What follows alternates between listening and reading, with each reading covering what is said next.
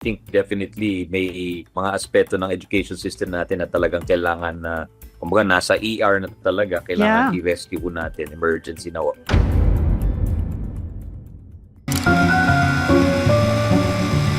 This is truth on the line.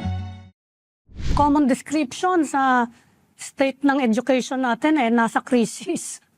Parang lahat ng aspeto merong serious problem. Umpisahan muna natin doon sa pinaka-immediate, which is in the news. Parang lumalala yung violence sa schools, and it's not ordinary violence, saksakan, it's deadly violence. Ano po yung nakikita nyo, mga pwedeng gawin? Kasi nag-aalala, teachers, students, parents. Tama po kayo, ma'am. I think definitely may mga aspeto ng education system natin na talagang kailangan na, kumbaga nasa ER na talaga, kailangan i-rescue natin, emergency na. Kaya prioritize po ito ng Marcos administration. And definitely we had our first shooting sa Tacloban a few weeks ago. And ito medyo game changer ito, ma'am, kasi first time nangyari ito sa Pilipinas, and now we're conducting yung mga active shooter drills. Pero palagay ko, reactive lang yun . Dapat hindi tayo reactive. We must also be preventive in our scope. Anong ibig sabihin yan? We address natin yung mga deeper,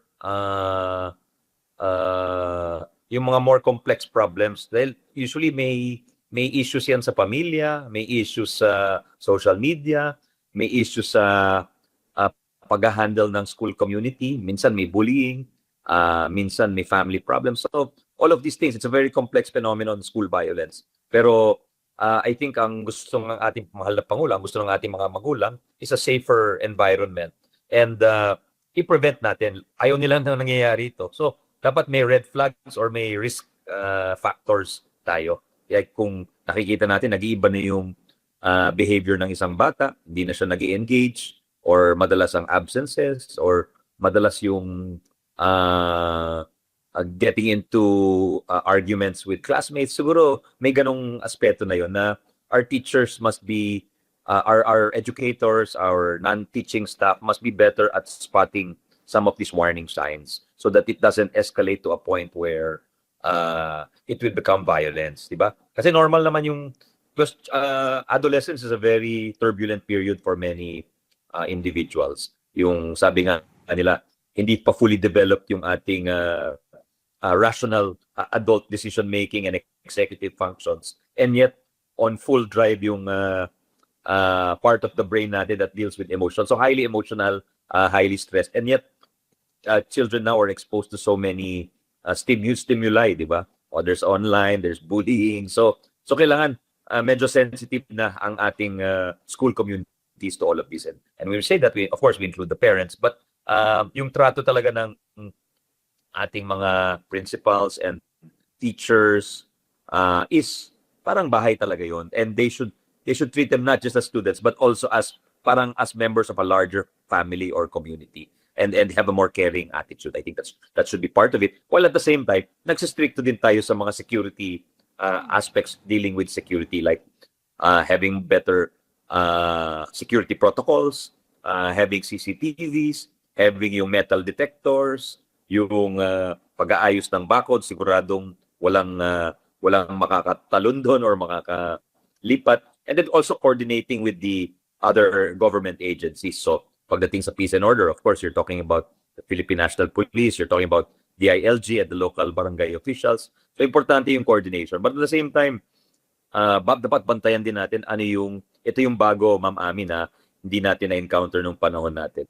Yung social media. Dahil merong mga yung they call them NDE groups, nihilistic, violent, extremist groups, which are on the lookout for disillusioned, depressed, angry youth.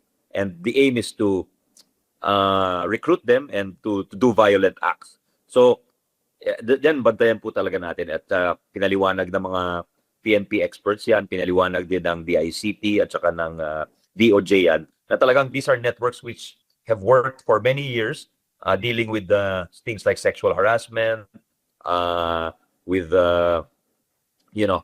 trafficking, etc. So now these networks are expanding and targeting the youth for violence, for terrorism, things like that. So Yun nakita natin sa Tacloban ho yun, Ma'am Ami. They were also highly exposed to these types of groups. Along that line, merong proposal to restrict access of the teens. Siguro, ang common age na binabanggit is 16 to restrict access to social media. Payag ka ba dyan? And you think it's not viable? Kaya ba nating i-implement? Kung sakasakali lang na matuloy. Well, sa schools, ini-implement na ho namin yan sa totoo lang, Ma'am Ami, kasi bawal gamitin yung cellphone sa loob ng classroom. So if ever, ginagamit lang sa recess, sa dismissal, sa pasukan. Pero as long as they're on school time or class time, hindi pwedeng gamitin ang mga cellphone. So the question is, kaya bang i-regulate on other platforms? I think even the more advanced jurisdictions or developed countries admit na mahirap talaga i-implement. And we need the full cooperation of the telcos here because the usual regulation is a self-regulation. Are you 18 and above? Siyempre, sasabihin ng bata, I am 18 and above, pero sa totoo lang, 13 lang yung bata, di ba? So, we need to bone up and study the best practices dito. Pero ako, definitely, at a certain age, dapat i-limit yung exposure to harmful websites.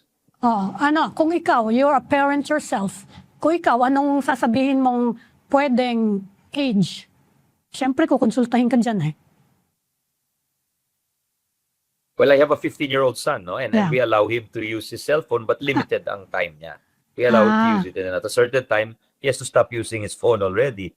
And then, of course, he only uses it pagkatapos na siya sa schoolwork niya. So, it's kind of a carrot and stick din, di ba? Sige, you want to use your phone? Tapusin mo na yung pag-aaral mo, di ba? At saka, we try 1 or 2 hours before sleeping, you put down your gadget already. Kasi proven na yan Hindi makakatulog ang bata. And kids are sleeping less because of the use of gadgets, especially close to bedtime. So talagang it's not good for their physical development and their mental development. Full and free, unfettered use and access of cell phone and all the social media sites. Pero nasa magulang na yan, Hindi na siya, wala na yan sa school.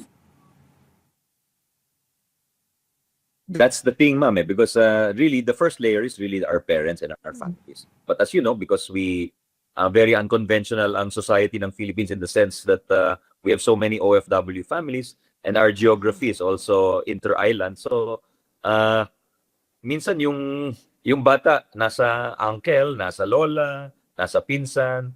So, we must always maintain some kind of authority figure kasi yun yung very important daw, sabi ng mga psychologists at this age, that somehow nabavalidate yung ating kabataan, yung ating teenagers at adolescents. And part of that is they get from their parents. The guidance, the validation, and of course, parts sa school. So, sa school, we'll try to do as much as we can. Pero yung sa bahay, medyo siguro kailangan palakasin din yung interaction with the parents through maybe the parent-teacher associations, yung kausap ko si Sec Rex, sabi niya na they're trying to inculcate it sa mga 4Ps programs nila.